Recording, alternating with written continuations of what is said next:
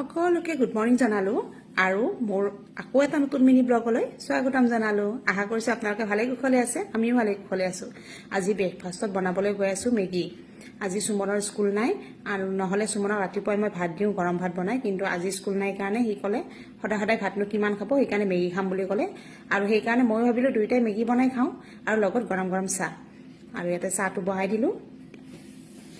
আৰু মেগীত আজি কণী দি পেলাই বনাওঁ, এনে নৰ্মেল বনাওঁ বা কেতিয়াবা ভাজিও দিওঁ, কিন্তু আজি অকল কণী দিম, কণী দি পেলাই বনাম।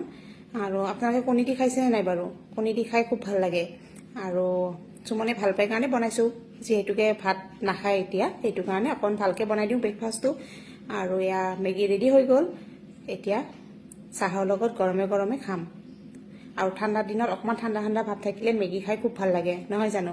এয়া মেগীটো ৰেডি হৈ গ'ল আৰু এতিয়া একাপ গৰম চাহ লৈ লৈছোঁ আৰু এতিয়া ধুনীয়াকৈ খাম। তেতিয়াহ'লে আজিলৈ বাই বাই।